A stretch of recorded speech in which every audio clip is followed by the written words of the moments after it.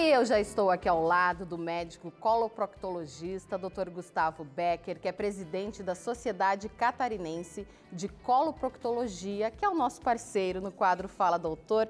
Boa tarde, Dr. Gustavo, seja bem-vindo ao Ver Mais novamente. Boa tarde, obrigado pela oportunidade e pelo convite. Poder estar aqui falando sobre esse tema tão importante é fundamental para informar a população. E a intenção desse quadro, doutor Gustavo, é realmente informar o público para que as pessoas possam investir na prevenção, né? Nós já temos a nível mundial diversos experimentos que demonstram que uma das principais formas de mudar o desfecho de muitas doenças, inclusive como câncer, é trazer informação. Então, a gente ter a oportunidade de vir falar diretamente para a população, isso sem dúvida muda o desfecho.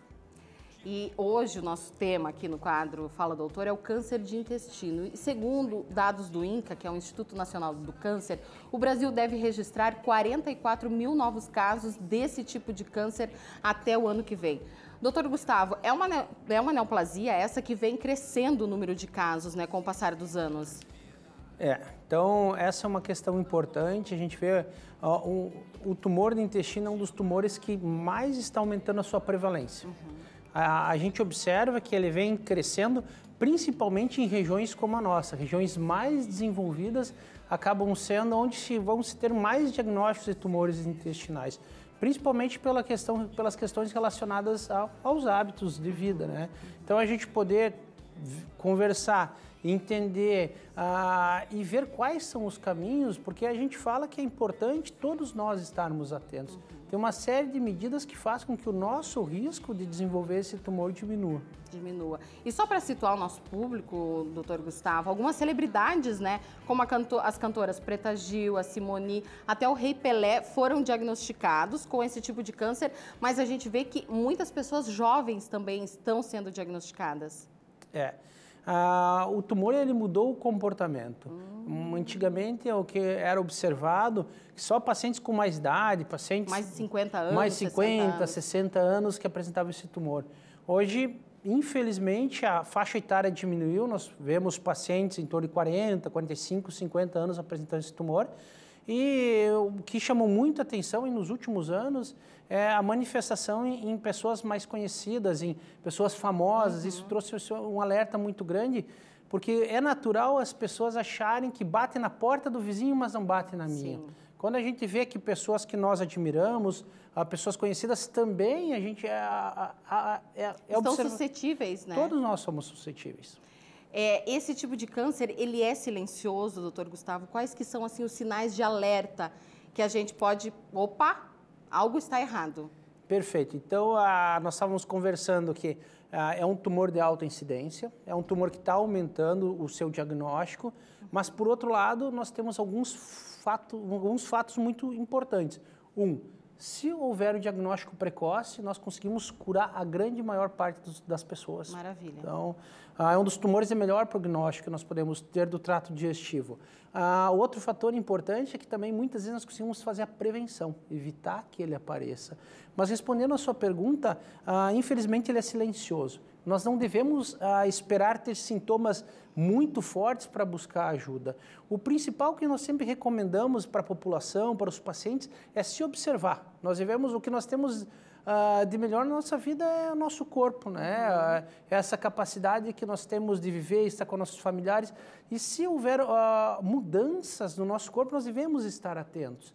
Mudança do funcionamento do intestino, dor abdominal, perda de peso, um estufamento do abdômen, mudança das fezes, as fezes começarem a ficar mais finas, mudança do padrão de evacuação. Antes o meu intestino funcionava muito, agora funciona pouco, sangramento através do ânus.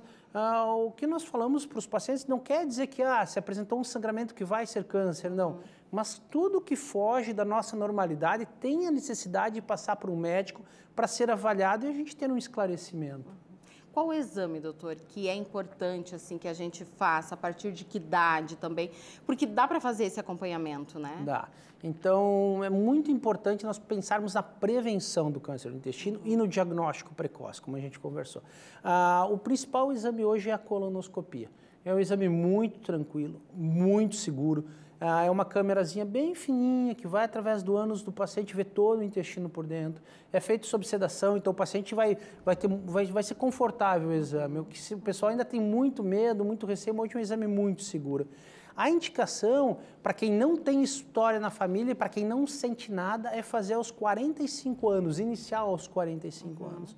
Quem já tem sintomas não deve esperar aos 45 anos. Opa, alguma alteração. Quem tem histórico na família. E quem tem histórico na família deve fazer ou 10 anos antes que o familiar teve. Sim. Eu tive um tio que apresentou aos 45 anos, tem que começar aos 45 anos, então aos 35 anos, isso. ou 10 anos antes, ou no máximo aos 40 anos. Certo. O senhor disse, né, no início que é um câncer tratável, então as chances de cura são altas se descoberto logo no início. Perfeito. Então, por isso a importância, você identificou uma alteração, mesmo que não tenha 45 anos nem 50, que seja uns 35, 38, 40, procure um médico para avaliar. Muitas vezes, se você chegar antes da lesão se transformar num câncer maligno, porque ela começa de pequenos pólipos, são lesões pequenas. A gente pode ir através da colonoscopia, remove esse pólipo, e acaba cortando esse desfecho, não deixa ter a malignização. Ou fazendo o diagnóstico precoce, também o que a gente consegue aí é proporcionar uma cura para os pacientes em torno de 90% dos casos. O exame, a colonoscopia, aí a pessoa tem que fazer a cada ano? Não. Então, assim, a partir da primeira colonoscopia, o paciente ele pode estar fazendo a cada 5 anos. Tá? Tem casos especiais, alguns pacientes, se tiver uma incidência muito grande de tumor, de familiares com tumores que a gente faz mais precocemente, então com menor intervalo de tempo, ou nos pacientes que apresentarem pólipo no seu exame, a gente pode reduzir esse tempo. Mas o exame que, de maneira geral, ele é feito a cada 5 anos. Então, a gente não pode tirar ele da nossa rotina, porque ele traz muitos benefícios. Com certeza. Doutora, a gente tem uma pergunta do nosso público, o Mauro, né? Quais hábitos podemos adotar para prevenir a doença? Perfeito. Essa pergunta é muito importante, porque o tumor, ele tem o fator genético, ele tem a predisposição genética. Mas essa predisposição genética, ela se manifesta a partir de muitos fatores. E são esses fatores que levam, muitas vezes, a pessoa que tem uma tendência a desenvolver o câncer. Quais são os fatores maléficos? Uma alimentação rica em carne vermelha, rica em gordura processada, né? Embutidos, baixa ingesta de fibra, baixa ingesta de líquido. Todos esses são fatores de agravo. Também, como bem sabido, o tabaco é um fator importante, o álcool também, e temos fatores que nos ajudam a prevenir. Então, um estilo de vida saudável, com exercício, com alta ingesta de líquido, alta ingesta de fibra. Também nós devemos nos preocupar, cada vez mais a gente dá essa atenção para o nosso bem-estar geral. Então, o que a gente orienta as pessoas? Faça tudo aquilo que te dá satisfação, que é o que a gente valoriza muito, que é a espiritualidade. Certo. As atividades que te trazem um bem-estar, elas também ajudam o seu sistema imunológico a estar funcionando melhor e ajudar aí na prevenção dessas doenças. Maravilha. Doutor Gustavo estará com a gente novamente, né, daqui a uns dias. O pessoal pode lhe seguir lá no Instagram, doutora? Pode. Também, qualquer dúvida, qualquer esclarecimento, estamos à vontade, inclusive nas redes sociais. Tá certo. Aí você acompanha, né? @Dr. Gustavo Becker, que sempre tem informações lá que o senhor compartilha também. Exatamente. Muito obrigada pela participação de hoje. Seja muito bem-vindo novamente ao Ver Mais e até a próxima. Muito obrigado. Até breve. Até breve.